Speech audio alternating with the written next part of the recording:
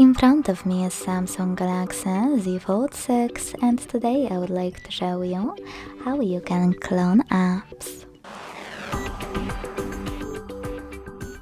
Begin by opening Settings and scrolling all the way down to access advanced features.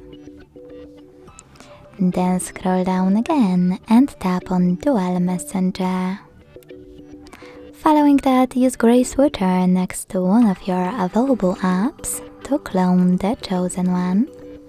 Hit Install, select Confirm, and decide if you wish to use a separate contact list by tapping on this switcher at the top or selecting Next and tapping OK in the pop-up. Either way, after that, just wait a couple of seconds or minutes, depends on the app, and when it's ready, go back.